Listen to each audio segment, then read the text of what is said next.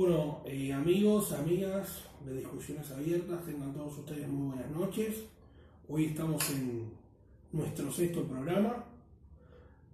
Quien les habla, Gabriela Esprella, junto a Juan Maneiro, aquí se presenta al lado mío, y a Álvaro Collazo nos sigue ayudando en el programa en la parte de la edición. Él es el editor de nuestro programa. Bueno, vayamos a tocar los temas que corresponden al programa de hoy de Discusiones Abiertas. En primer lugar, yendo a lo que es el Mundial de Fútbol de Rusia 2018, lamentablemente la selección uruguaya quedó eliminado en cuartos de final frente a Francia, perdió 2-0, perdió de forma clara, se sintió de forma importante la ausencia de Cavani, que no pudo llegar a ese partido por una lesión. Stuani, quien lo suplantó, no estuvo a la altura, incluso él fue sustituido por Maxi Gómez. Nosotros creíamos que desde el inicio la dupla de Suárez tenía que ser con Maxi Gómez, no con Stuani, porque Maxi Gómez era un goleador más de área, más de raza que Stuani. Incluso él tuvo un muy buen desempeño en el Celta de Vigo en esta última temporada. Maxi Gómez venía de defensor acá. Pero bueno, el primer gol fue un de pelota quieta. Nos pagaron con la misma moneda, la moneda que siempre utilizamos nosotros, y esta vez nos pagaron con esa moneda. Un cabezazo soberbio del defensa del Real Madrid y defensa de la selección de Francia, Varane, inatajable para Muslera. Y el segundo gol, en el segundo tiempo, fue un blooper, ¿no? Un gol tonto que se come Muslera, un tiro sencillo al medio del arco de Griezmann, que no corría ningún riesgo, y lamentablemente a Muslera le toca sufrir esa fatalidad. Pero tampoco podemos ser duros con Muslera, porque siempre se dice que el puesto más ingrato es el del golero, ¿no? Porque cualquier jugador comete un error, no pasa nada.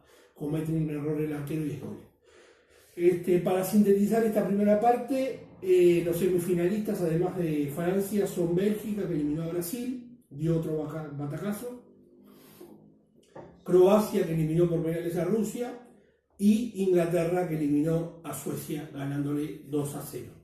Bélgica le ganó a Brasil 2-1 y Rusia y Croacia empataron 2-2 luego de una larga espectacular, en fin.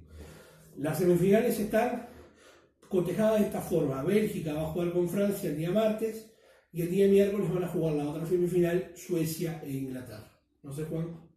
Sí, era un partido muy difícil para Uruguay, que podía salir adelante, pero no tuvimos a todos los jugadores que tuvimos la titularidad del equipo. Los que entraron lo hicieron, algunos de forma más correcta que de otras, dieron todo, que eso es importante, pero no nos dio porque el equipo de Francia, ya sabíamos desde que se había anunciado el comienzo del Mundial y su clasificación al mismo, que era un equipo muy duro. Yo creo que se dejó todo en la cancha, que se hizo todo lo que se pudo. Creo que es de rescatar también cómo se fue la performance del equipo en su conjunto y cómo salieron todos acompañándose unos a otros a pesar de la derrota. Me parece que esto es interesante, hay que continuarlo y hay que ver cómo sigue este proceso de selecciones de acá en adelante. Con respecto a los otros partidos, el partido de Bélgica-Brasil fue un partidazo, estuvo impresionante. Bélgica comenzó ganando con una diferencia de 2 goles, Brasil avanzó en el segundo tiempo, lo tuvo bastante bajo el arco, pero no logró doblegarlo y por lo tanto Bélgica salió victoriosa de ese encuentro. No pude ver el partido de Inglaterra-Suecia, pero bueno, Suecia fue bastante mata gigantes como se venía anunciando en esta Copa del Mundo, no logró superar a Inglaterra fue mucho más y bueno, y clasificó.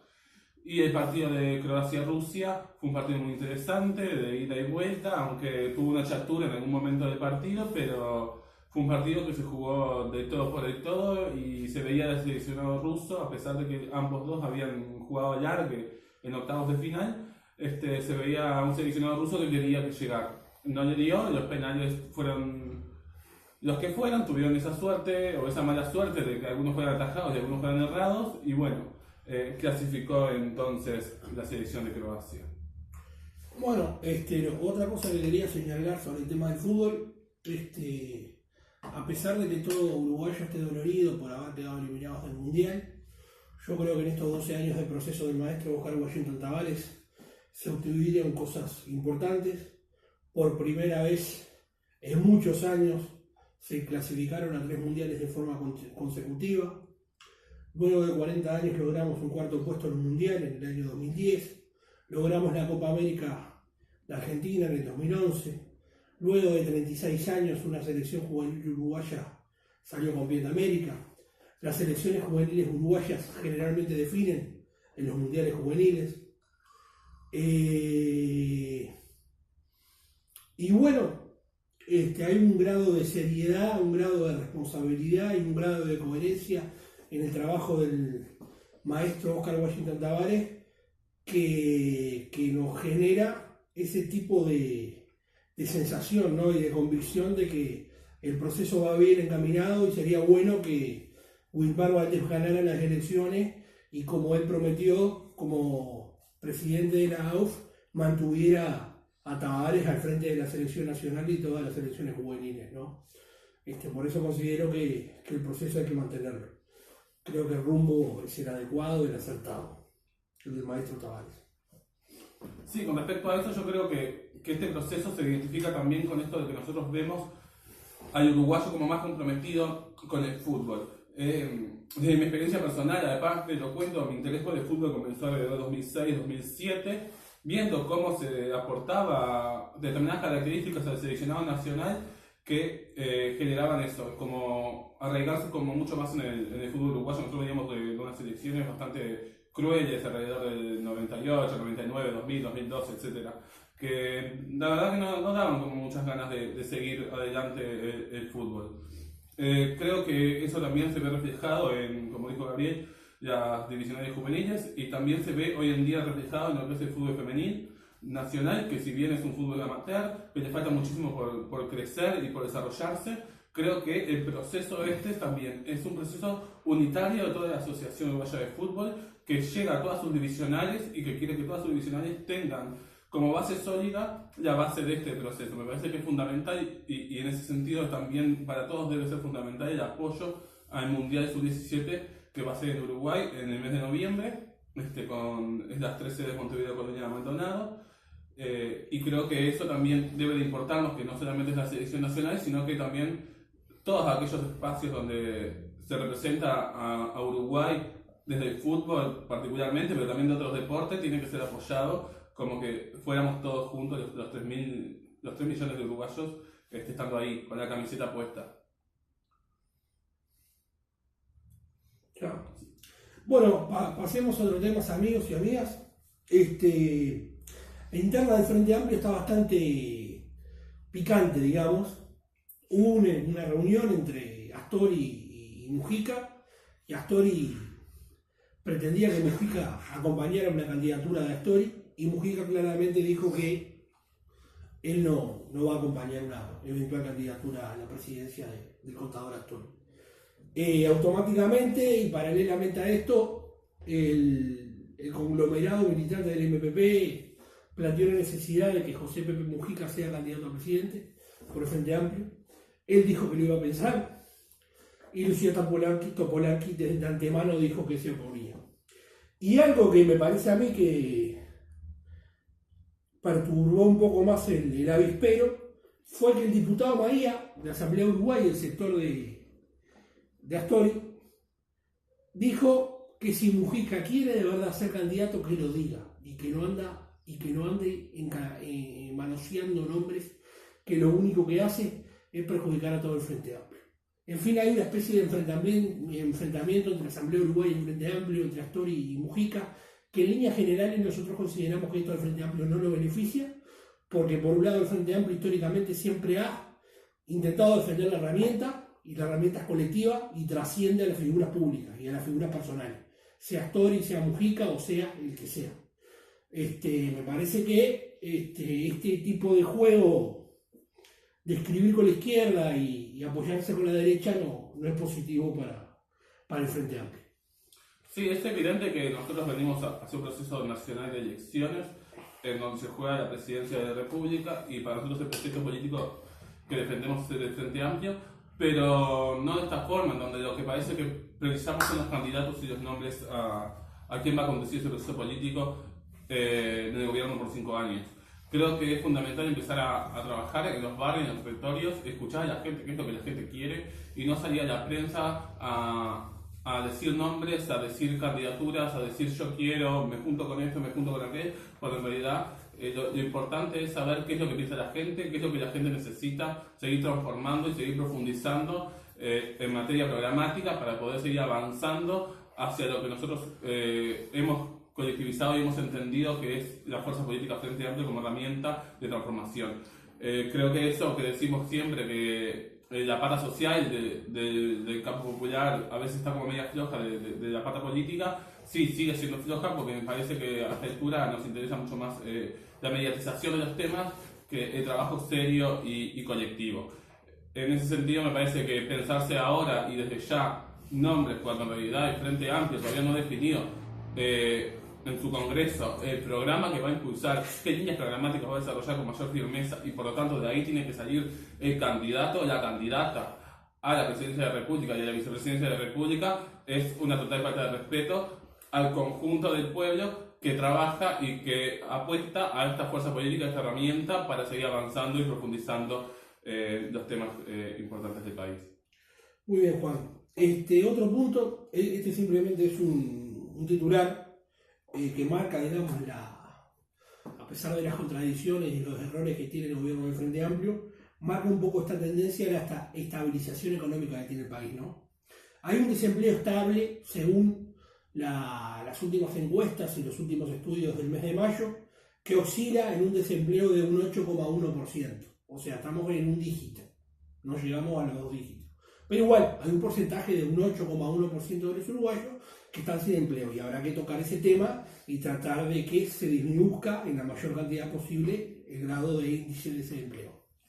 Sí, sobre el tema del desempleo a mí me llegó un comentario que en realidad lo tomo con pinzas, pero en realidad me parece interesante como ponerlo a discusión, que es que Suárez y Cavani van a generar trabajo en Salto con una fábrica de zapatos, y eso es parte también de ese proceso, ¿no? Creo que vincular la necesidad que ellos ven en generar puestos de empleo en nuestro país con lo que ellos han ganado a través del fútbol es parte del proceso también de la selección y de los valores que se han forjado y que se han sostenido durante este tiempo. Me parece que no es una disociación, sino que, bueno, es todo en conjunto. Y es una lectura como bastante interesante de hacer.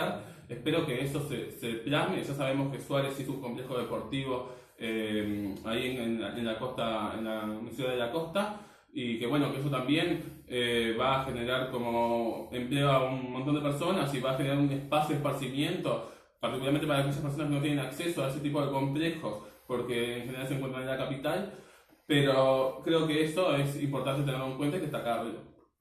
Muy bien. Otro tema importante es que los canales de televisión abierta han superado los índices de infracciones cometidos en materia de publicidad. Como todos ustedes saben, los programas de televisión tienen un tope de publicidad, ¿no? O sea, las cadenas publicitarias tienen que tener un máximo, no sé si son de 8 o 10 minutos, y se exceden muchísimas veces. Y el 81% de las infracciones de los canales de televisión abierta las cometió Canal 10. Canal 10 va a la vanguardia de infracciones en materia de publicidad. Esto se expresa, por ejemplo, en el programa dirigido por el publicista, periodista y gastronómico Sergio Puglia,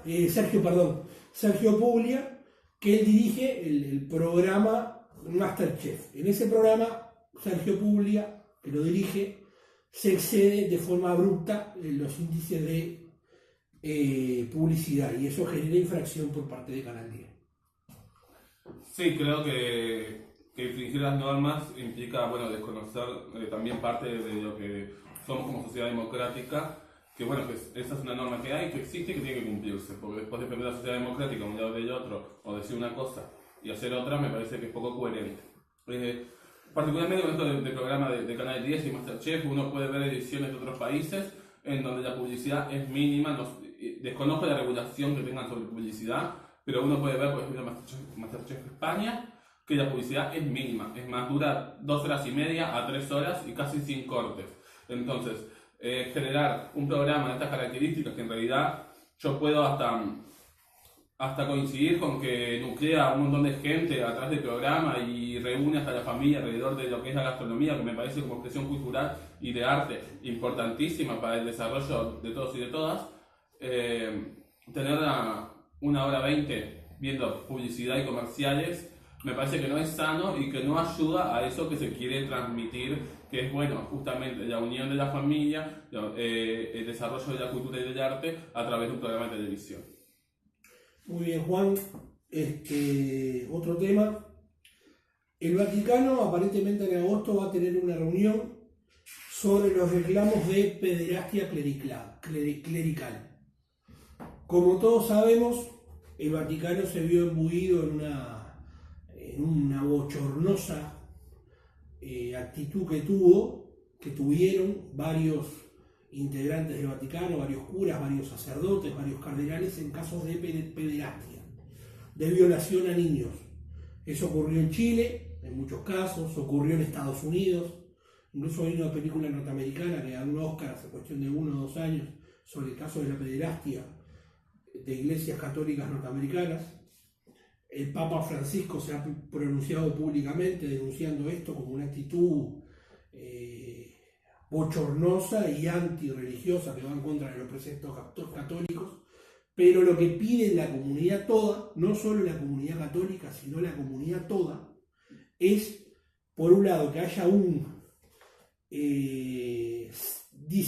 discernimiento por parte de la Iglesia Católica de desglosar quiénes son los sacerdotes, los curas, pederastas y quiénes no, y en el caso de definir quiénes son los pederastas, sacerdotes y católicos, no solamente apartarlos de la Iglesia Católica, sino darles elementos a la justicia para que vayan a la cárcel como corresponde, por ser violadores de niños, por ser pederastas. Creo que por ahí va la cosa, por ahí se cristalizaría este proceso, por ahí se beneficiaría la visión social respecto a la Iglesia Católica y por ahí también se engrandecería el desempeño y el rol que viene teniendo a cabo el jefe del Estado Vaticano, el Papa argentino, el Papa Francisco. Sí, creo que es preocupante, sobre todo en nuestro país, cómo nosotros financiamos este tipo de prácticas a través de descuento de impuestos, a través del Estado, de las instituciones católicas y de la Iglesia. Y de la Iglesia en general, no solamente de las católicas, pero hablando de este tema particular me refiero a ello. Me parece necesario empezar a generar políticas que hagan que sean las propias creyentes o las propias personas que sientan que deben tener un edificio donde predicar su religión, que se las paguen. Que sean ellos los que banquen esas instituciones y no que seamos todos y todas los que tengamos que estar ahí porque somos un país laico. Me parece bochornoso el tema de la pederastía, me parece que siempre se han atado a este secreto de confesión, etcétera, etcétera, y me parece que es evidente que constantemente la Iglesia Católica tiene un discurso que es bastante violento hacia determinadas comunidades, determinados pensamientos de colectivos, a veces disidentes con sus ideas, pero que nunca se han comprometido realmente con la sociedad toda a discernir las prácticas, que ellos por un lado dicen que son incorrectas, pero por otro lado que saben todos que las hacen por atrás. Entonces, lo que escribimos en la mano lo borramos con el codo, me parece que no tiene ningún sentido, no tiene ninguna coherencia al momento de, plantearse como una institución social de carácter y de renombre a decir o hablar sobre determinados temas y a criticar y apuntar a otras comunidades sobre sus ideas o sus elecciones. Muy bien, Juan. Vamos a un tema más de carácter doméstico, de carácter nacional.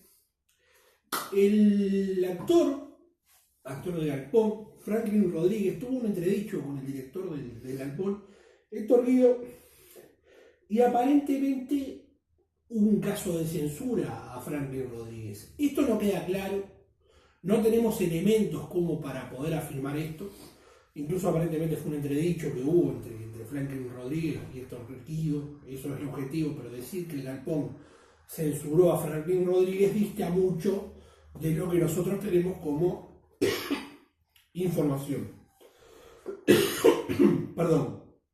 Lo que nos parece sí es que la derecha uruguaya, la oposición política de este país, está manoseando un poco el tema. Incluso el honorable directorio del Partido Nacional, Javier García y otras figuras del Partido Nacional hablaron de censura, que el director de Calpom censuró a Franklin Rodríguez, hablaron de falta de libertad de expresión, en fin, están haciendo una jugada política a partir de una discrepancia entre Franklin Rodríguez y Héctor Guido, que nada tiene que ver con una discrepancia de carácter político ni de carácter político partidario. Es lo que nosotros podemos sacar como conclusión, pero no podemos hablar ni afirmar de que hubo censura. Sí que hubo un entredicho entre Franklin Rodríguez y Héctor Guido. Eso me parece que es algo natural. En todo ámbito laboral muchas veces ocurre que el trabajador tiene un problema con el capataz o tiene un problema con el empleador y eso no genera tanta discordia. Es algo normal, natural. Pero no podemos hablar, como decía al principio, de censura, por más que ya la derecha me parece que está operando esto en función de sus intereses. Sí, a mí lo que me sorprende es que se plantee la censura cuando la libertad de expresión a nivel nacional es bastante amplia y bastante correcta. Creo que lo que se ha desarrollado en la cultura en estos últimos periodos de tiempo ha sido impresionante, con un montón de programas en los barrios, en los territorios, con la gente, de diversas expresiones, tanto nacionales como internacionales. Entonces, capaz que entre dichos o cuestionamientos de algunas cosas, yo creo que son súper válidos de quien sea, porque todo el mundo tiene derecho a expresarse y opinar de los diferentes temas como crea conveniente, siempre en el marco del respeto. Pero ya plantear censura me parece que es algo como bastante de coerción, inclusive a una persona que es trabajadora y que tiene derecho a hablar sobre todos los temas nacionales e internacionales desde su punto de vista. Creo que no es adecuado el término, creo que deberíamos como profundizar mucho más en que en realidad los involucrados expongan si en realidad sí fue una censura o no fue una censura. Me parece que por ahí tendría que ir el tema. Muy bien, Juan. Ya estoy con ustedes, amigos. Sí, Gabriel escribe mucho lo que pasa hoy. Pero... Bueno, el otro tema a comentarles es que, producto de una agresión que sufrió una trabajadora del taxi, fue objeto de una rapiña. El SWAT, el sindicato del taxi, realiza un paro de 24 horas. En primer lugar, nosotros nos solidarizamos con la trabajadora en particular y con el sindicato del taxi en general, porque consideramos que los sindicatos es una medida de fuerza legítima para poder reivindicar sus objetivos. Esto me parece que se enmarca en el contexto de un grado de inseguridad social que es complejo, que adquiere un grado de sensibilidad social importante por parte de la ciudadanía, y que es importante tratar de ir generando espacios y ámbitos para poder reducir los grados de inseguridad social que sufren fundamentalmente, por ejemplo, los trabajadores del transporte, ¿no? Tanto del taxi como del ómnibus, por ejemplo, que manejan dinero y manejan contacto con personas y han habido casos incluso fatales de asesinatos. Nuestra mayor solidaridad, como decía al principio, con esta persona afectada por un caso de rapiña, esta trabajadora, y nuestra solidaridad con el sindicato del taxi, con el SWAT. Sí, desconocer que existen estos casos sería desconocer la realidad que tenemos, desconocer que casi semanalmente, sin temor a equivocarme, sucede un caso de agresión a un trabajador del taxi. Sería como desconocer también lo que pasa a nivel de por lo menos de Montevideo. Entonces hay que generar los implementos adecuados, y no digo de excluir a determinada población que vive en determinados territorios, porque para mí eso no es ni lo que pregona el sindicato ni lo que creo yo que debe hacerse, sino que bueno, de generar herramientas para poder evitar que estas cosas sucedan. Creo que las reivindicaciones del taxi de evitar el uso de la mampara, de mantener la mampara en uso, es adecuada, porque es una lucha que ha tenido el sindicato durante mucho tiempo y que en realidad sí los ha ayudado a disminuir este tipo de acciones contra los trabajadores. Y bueno, y tendremos que seguir profundizando en escuchar mucho más a los trabajadores y dejar tanto de pensar en las patronales cuánto van a ganar. Si los trabajadores precisan realmente determinados elementos y implementos de seguridad, tenemos que brindárselos, porque primero son los trabajadores antes que lo que vaya a ganar las patronales de transporte, que sabemos que están en muy pocas manos y que ganan muchísimo, y que el servicio en general para nosotros es bastante malo. Y tal, me quedo por ahí en realidad porque podría profundizar con otros temas que me parece interesante, empezar a conversar sobre temas de transporte a nivel capitalino, porque es algo que es una discusión importante para todos y todas. Muy bien, Juan. Vayamos a otro tema. En Rivera, departamento que pertenece a nuestro país, Uruguay, el norte de nuestro país, incautaron un lote de contrabando muy fuerte, incautaron los servicios de la Dirección Nacional de Aduanas, incautaron 4.6 millones de cajillas de cigarrillos paraguayos, 2,3 toneladas de carne bovina y un camión que contenía un monto de $1 millón. O sea, fue un mega golpe contra el contrabando. Creo que eso habla muy bien, por un lado, de las autoridades de la Dirección Nacional de Aduanas y por otro lado de la sociedad civil, porque cuando estos hechos ocurren es también por la ayuda de la propia ciudadanía, realizando denuncias que muchas veces por razones obvias son de carácter anónimas. Sí, creo que este tema implica dar otro tipo de discusiones que se podrá estar de acuerdo o no, pero me parece que son fundamentales. Si existe este tipo de contrabando, es porque hay determinadas necesidades que el gobierno se cubre a la población. Estoy de acuerdo con crear políticas de prevención y de concientización en torno a lo que es el consumo de tabaco, pero también no podemos generar una prohibición tan estricta con el precio del cigarrillo para que la gente tenga que salir a consumir el contrabando, de comprar en la feria, de comprar en la esquina de las avenidas entre semana, porque acá todos sabemos dónde se vende, cuándo se vende y en cada barrio. O sea, no nos vamos a hacer los que no entendemos ni sabemos dónde estamos parados, porque me parece que es desconocer la realidad.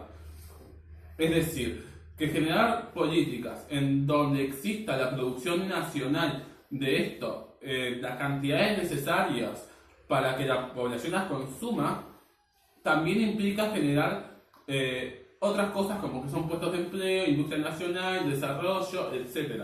Entonces, hay que empezar a pensarse por más allá de lo que yo particularmente quiero y lo que la sociedad toda quiere. Me parece que eso es lo que tiene que primar, el colectivo por sobre lo individual. Que no quiere decir que yo esté como incentivando a que todo el mundo consuma y fume tabaco, sino que, bueno, que cada uno pueda elegir, que cada uno sea consciente de las consecuencias que tiene el consumo de tabaco particularmente, pero que también exista el mercado para poder desarrollarlo y para que aquel que quiera lo pueda consumir a un precio accesible y que sea de producción y de calidad nacional, que sabemos que la regulación nacional en materias de estupefacientes y psicofármacos, etcétera, es muy buena y mantiene determinada reglamentación que permite generar un control sobre ellas. Entonces, en ese sentido me parece que está muy bueno. Sobre lo que es la incautación, me parece que es positivo, que eso implica el trabajo que se viene realizando desde los diferentes espacios de parte del Estado. Me parece que ese es el trabajo que tiene que seguir adelante, seguir trabajando para que no sucedan estas cosas, para que no se siga, bueno, contrabandeando mercadería y seguir trabajando en ese sentido. Muy bien, Juan. Amigos, amigas, ahora vayamos a temas de carácter internacional. En primer lugar, como preveíamos la semana pasada, en las elecciones que se produjeron el día domingo 1 de julio en México, ganó el candidato de izquierda, Andrés Manuel López Obrador, AMLO, más conocido, del Movimiento de Regeneración Nacional, Morena, que hizo alianza con el Partido del Trabajo, el PT, entre otros de México, y varios sectores y movimientos sociales. Ganó con más del 53% de los votos, mayoría absoluta. Obtuvo mayoría absoluta en la Cámara de Senadores y en la Cámara de Diputados y rompió con una hegemonía de más de 70 años. Recordemos que el Partido Revolucionario Institucional, partido de derecha, que aplicaba el clientelismo político, que aplicaba la corruptela, que aplicaba la burocracia, el burocratismo, la corrupción. Dominó el Estado mexicano durante más de 60 años. Y esto estuvo interrumpido por un proceso de 12 años, de 2 periodos electorales en México. A recordar que los periodos electorales en México son de 6 años, entre el año 2000 y el 2012, con el Partido de Acción Nacional. Pero el Partido de Acción Nacional, al igual que el Partido de la Revolución Institucional, tanto el PRI como el PAN, son partidos de la derecha, partidos del sistema, partidos que sumieron a México en la corrupción, en la pobreza y en el hambre, y con Andrés Manuel López Obrador se inicia un proceso de esperanza para que se realicen transformaciones sociales en México en beneficio del pueblo mexicano, con la coyuntura geopolítica compleja, ¿no? Lo que decía aquel gran literato, ¿no? Pobre México, tan lejos de Dios y tan cerca de Estados Unidos. O sea, esa es la maldición de Malinche que tiene México, tener al vecino del norte tan cercano. Pero bueno, confiamos en que con Manuel López Obrador vamos a tener un gobierno mexicano con dignidad y con una política exterior soberana. Nuestro saludo al pueblo mexicano y esperamos que se abran las nuevas y grandes alamedas para todos los pueblos de América Latina con este triunfo de López Obrador en México. Sí, creo que este triunfo en México del candidato de la izquierda es importante, y sobre todo en las condiciones que se da con la mayoría absoluta, porque va a permitir realmente generar las transformaciones sin tener que negociar el atraso de las mismas. Porque todos sabemos que aquellos sectores que son de derecha, tanto en toda la región de Latinoamérica, pero sabemos también las experiencias que vemos a nivel de nuestro país, han querido y se han puesto en contra de las necesidades de nuestros pueblos. Sabemos muy bien que hay un montón de leyes que las han cortado o las han dejado de tener en cuenta hasta que no vino el gobierno del Frente Amplio. Sabemos que hay un montón de leyes que han sido impulsadas porque el gobierno del Frente Amplio ha estado a la cabeza de las mismas. Las podemos criticar, podemos decir que falta un montón de avanzar, sí, es cierto. Sabemos que hay algunas que el gobierno del Frente Amplio se equivocó, también es cierto. Pero sabemos que siempre está por delante las necesidades de nuestra gente. Y eso es lo importante. Y creo que este gobierno, con estas mayorías absolutas, va a poder generar transformaciones en el marco del sistema capitalista, que está inverso evidentemente, y por lo tanto, todas estas deudas que tiene México, etcétera, etcétera, toda la corrupción que tiene, el manejo de los territorios, que hay que ver cómo se trabaja en ese sentido, pero creo que tener al gobierno de cara hacia el pueblo y tener una ciudadanía comprometida con esas transformaciones, acompañando el proceso y siempre estando en vigilia de que esto se realice de forma adecuada, va a llevar a México a salir del pozo y a salir a renovar justamente las ideas del pueblo mexicano. Me parece que por ahí estaría todo. Muy bien, Juan. Vayamos a otro tema. Como ustedes saben, la situación de la frontera entre México y Estados Unidos está muy compleja, ¿no? Incluso Donald Trump, de forma lamentable, no solamente está extendiendo el muro entre México y Estados Unidos en la frontera. Tanto hablaban del muro de Berlín, pero del muro de México con Estados Unidos, la verdad que no hablan nada, ¿no? Son las contradicciones de los grandes medios de comunicación. Pero bueno, este muro entre México y Estados Unidos, creado por la parafernalia de la política norteamericana, desarrollado por Trump, profundizado por Trump, creó recientemente unas cuevas, unas jaulas literales de hierro, en donde ahí vivían en condiciones infrahumanas niños que eran separados de sus padres. Lamentable, ¿no? Inmigrantes ilegales que les separaban a los hijos por el hecho de ser inmigrantes ilegales. En ese sentido, una jueza, o mejor dicho, un juez, condenó al gobierno de Estados Unidos por esta actitud que viola los derechos humanos elementales, ¿no? El derecho de los padres a estar con sus hijos y el derecho de los hijos a estar con sus padres, y le exige este juez al gobierno norteamericano que entregue una lista con los niños separados en la frontera entre Estados Unidos y México. Los niños separados de sus padres, ¿verdad? Creo que si se logra esto sería un pase de avance, ¿no? En materia de derechos humanos y para enfrentar esa embestida atentatoria contra los derechos humanos de la política exterior norteamericana. Sí, es evidente que el gobierno de Estados Unidos lo que hace es acechar a aquellos que menos tienen, a los más pobres, a los más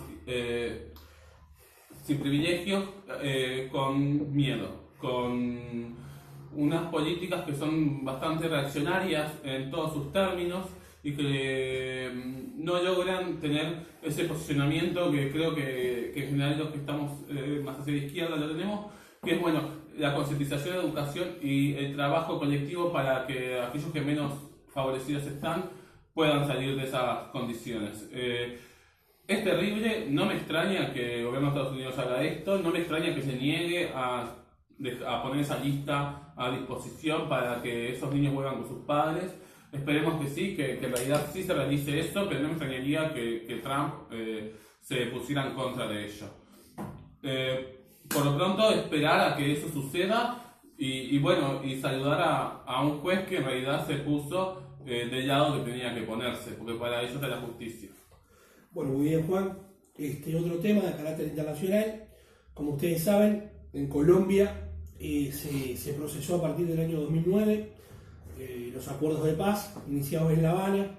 Eso generó que la FARC, la Fuerza Armada Revolucionaria de Colombia, se desmovilizara y se transformó en un partido político legal, desmilitarizado. La Fuerza Alternativa Revolucionaria del Común, también FARC. El Ejército de Liberación Nacional está en un proceso de desmovilización, pero los gobiernos de derecha, de Santos primero y de Duque ahora, no han tenido voluntad política para profundizar los procesos de paz en Colombia y los procesos de desmovilización militar, al punto tal que los sectores paramilitares en Colombia, que son funcionales al gobierno de derecha colombiano y antipopulares, siguen operando y siguen funcionando. Desde el año 2016 hasta la fecha hubo un asesinato de 100, escuchen bien, desde el 2016 a la fecha hubo un asesinato en estos 2 años de 178 líderes sociales en Colombia. 178 líderes sociales en Colombia, campesinos, sindicales, estudiantiles, etc., fueron asesinados en Colombia, en el marco de un supuesto proceso de paz. Es lamentable, muy triste, muy complejo. Y justamente por ese tema y por otros temas más, miles de colombianos se manifestaron recientemente en diferentes plazas públicas, en diferentes ciudades colombianas, oponiéndose a la embestida guerrerista y bélica patrocinada por el gobierno colombiano y bregando fundamentalmente por la concreción y materialización de la paz en Colombia, que es lo que todos los sectores sociales democráticos del país reclaman, que en Colombia haya justicia, que en Colombia haya verdad, que en Colombia haya memoria y que en Colombia fundamentalmente haya paz. Sí, creo que la movilización popular es importante en Colombia. Se viene un proceso de muchos años en donde la paz era casi inviable o que no se veía con cercanía. Creo que el proceso ha tenido sus avances, pero que hay determinados sectores que evidentemente la paz no les sirve, que a sus intereses no les conviene. Entonces siguen trabajando para que esto no suceda y siguen hostigando a los sectores más populares para que asesinando a sus referentes para que el proceso de paz no se concrete. Me parece que toda esta gente que salió a pesar del miedo que se puede tener, porque en una movilización en Colombia te pueden asesinar, salió a las calles a asumir su condición de ciudadano de ese país y enfrentarse a aquellos que no quieren que la paz reine en el país hermano. Por lo tanto, saludar a todos aquellos que se movilizaron, seguir apostando al diálogo y a la paz en Colombia. Muy bien, vayamos a otro tema, amigos, amigas. Juan,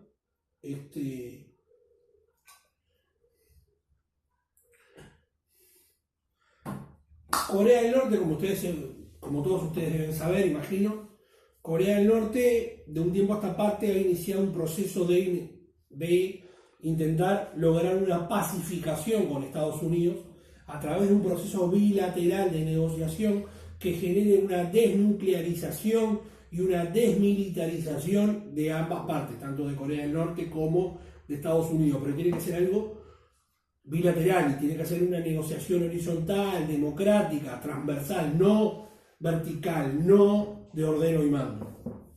Sin embargo, las autoridades de Corea del Norte cuestionaron mucho la actitud de Pompeo, un referente de la política exterior norteamericana, que recientemente en una reunión en Pyongyang, en Corea del Norte, tuvo una actitud intimidatoria del gobierno norteamericano, una actitud bastante prepotente de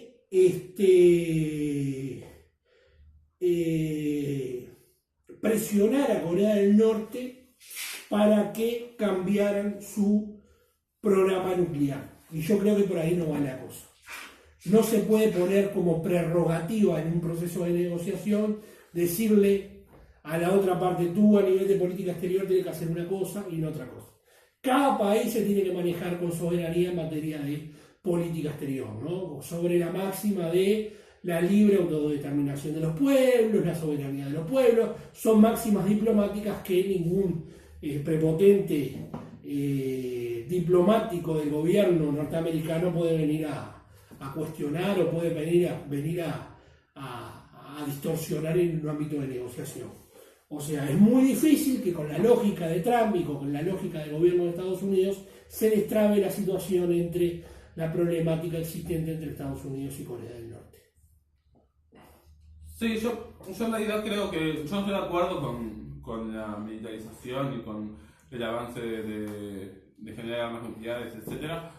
Pero me parece que en la coyuntura que existe, en donde Estados Unidos no va a bajar, y en realidad creo que tiene temor de las condiciones que tiene Corea del Norte para poder darle un buen bombardeo a su país, quiere como imponerse y quiere presionar a dicho país a que haga lo que él quiere hacer. Y me parece que eso tampoco debe suceder. Creo que todos los países son soberanos de sí mismos y que en realidad tienen derecho a defenderse de cualquier ataque ingerente de cualquier país. Particularmente porque sabemos que Estados Unidos está en toda la zona del Medio Oriente bombardeando constantemente a todos los países, entonces, o a sus no aliados. Entonces me parece que Corea del Norte no debe aflojar a las intimidaciones de Estados Unidos, y seguir trabajando en un proceso que sea de las dos partes al mismo tiempo para poder lograr la desmilitarización de ambos. Muy bien. Vayamos a otro punto. Como ustedes saben, el expresidente de Ecuador, Rafael Correa, hace aproximadamente un año, vive en Bruselas, capital de Bélgica. Y como ustedes también saben, el que asumió como presidente de Ecuador, sucesor de Rafael Correa, proveniente del mismo sector de Correa, el sector vinculado a la Revolución Ciudadana, Lenín Moreno, ha traicionado totalmente todos los preceptos de la Revolución Ciudadana y todos los preceptos políticos de Rafael Correa, y ahora la Fiscalía ecuatoriana pretende meter preso a Correa, porque supuestamente hubo una actitud violenta de Correa durante su presidencia en su momento contra grupos opositores. Esto evidentemente se enmarca dentro de un contexto global de politización de la justicia y judicialización de la política. Como en Brasil le hicieron un golpe blando a Dilma Rousseff, que la destituyeron de la presidencia, que nunca le demostraron nada, al punto tal que ahora Dilma ejerce la política sin ningún tipo de problema, pero no puede ser presidenta. A Lula lo han metido preso y no le han demostrado nada. A Cristina le han hecho una campaña difamatoria en Argentina y tampoco le han demostrado nada. A Lugo le hicieron un golpe blando en Paraguay, a Zelaya en Honduras. Eso forma parte de lo que el propio Correa hablaba de la estrategia del imperialismo del nuevo Plan Cóndor, Operación Cóndor. Tratar de hacer golpes blandos y frenar y aquietar y fundamentalmente derrocar a los gobiernos progresistas. A mi modo de ver, a Correa no lo van a meter preso, a Correa no lo van a extraditar y Correa va a seguir en Bélgica. Pero es preocupante esta actitud, es preocupante. Ya puse varios ejemplos sobre la mesa. Es preocupante lo que están haciendo en este caso con Rafael Correa. Saludar también, vinculándolo a esto, a Evo Morales, que recientemente tuvo una intervención quirúrgica y aparentemente salió bien. Es importante que Evo esté en buenas condiciones de salud porque es un referente político importante en América Latina, de la lucha de nuestros pueblos, de la lucha antiimperialista, y es un líder genuino de nuestros pueblos originarios, es un líder genuino boliviano. Pero bueno, al principio empecé con el tema fundamental de este punto, que era el caso del intento de captura de Rafael Correa. Sí, creo que ya los ejemplos a nivel latinoamericano los dio Gabriel. Creo que en síntesis yo estoy de acuerdo con él, pero pensar y abrir bien los ganchos en nuestro país también, porque aunque uno piense que acá no sucede, cuando quiere acordar, se despierta un día y están atacando la democracia, la institucionalidad y atacando a todo lo que venimos construyendo hace muchos años. Y me parece que hay que tenerlo presente, tener memoria y tener prudencia en momentos de salir a atacar sin más y sin menos a cualquiera porque se nos antoja, porque nos dijeron tal cosa. Creo que en esto de marcarse en un mundo global hay que informarse bien y pensar bien las cuestiones de dónde vienen y cómo vienen. Creo que es fundamental tenerlo muy presente porque cuando queramos acordar, los tenemos acá también, porque ellos siempre están yendo por todo en todos lados. Y si bien acá están como más quietos, uno no sabe cuándo pueden empezar a despertarse con fuerza. Bueno, muy bien, amigos, amigas, acabamos de ya dar por terminado nuestro 6º programa de Discusiones Abiertas. Como siempre le decimos, mírennos, opinen sobre nuestro programa para estar de acuerdo con nosotros, para cuestionarnos, darnos pulgar para arriba, pulgar para abajo, suscríbanse, compartan. Un abrazo fraternal y que pasen muy bien. Los esperamos a todos, muchas gracias por vernos y nos estamos viendo la semana que viene.